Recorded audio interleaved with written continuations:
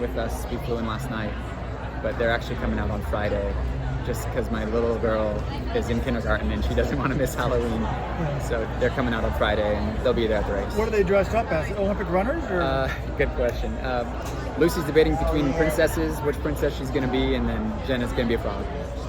Yeah. Okay. All right. You had a great year. I mean, some people think you won the trials, or you could have won the trials. By the way, do you give Connor a hard time for that? Oh no.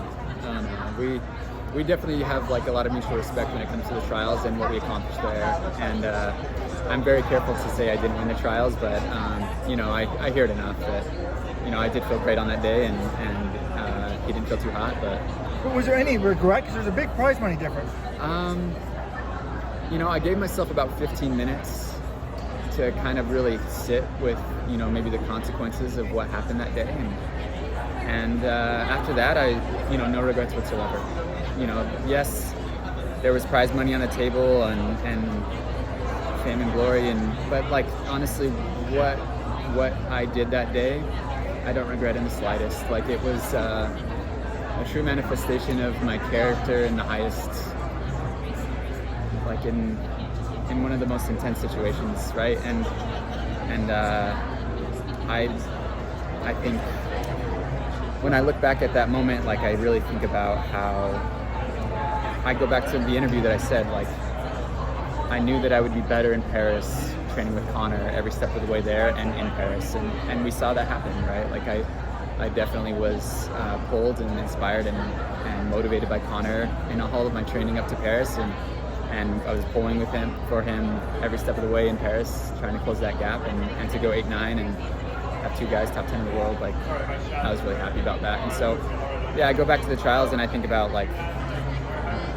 that was everything that I wanted. Goal number 1 was to make the Olympic team. Goal number 2 was to do everything I could to help Connor make the Olympic team, and that's what I did. And no regrets.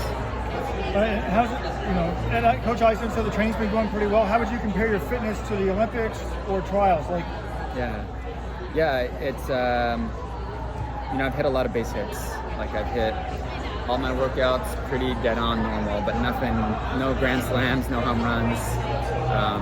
And that can be a little bit discouraging sometimes in training. You can feel like you're plateauing, you're not quite as fit, but I also can say that I'm the healthiest that I've been going into a marathon over the last 2 years. I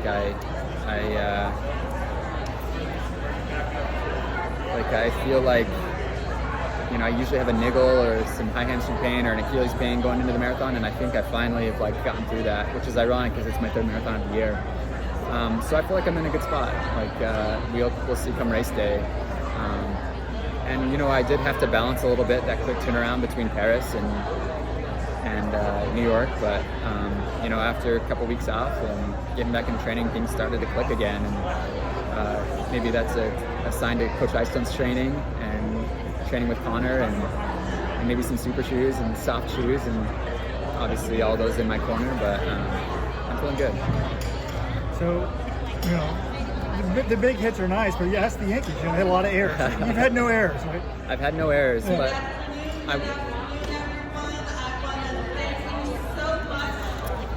fine continuing to do it. Unless you want to mess up the idea. But it is what it is. Just keep going. So I would say this, it is a big blessing to train with Connor Mantz, but it is also difficult when he's hitting some grand slams in practice, and I have to kind of walk away from every workout and evaluate, okay, how can I close that gap? How can I get faster? And is Connor's performance in a workout an indication that he's getting that much fitter, or am I not as fit as I once was? And so there is a balance there that I'm having to play every day in practice, but that's just what I've chosen, and I wouldn't have it any other way. All right, well, good luck to you. Thank you. Good Appreciate luck. it. Have a great race. Thank you.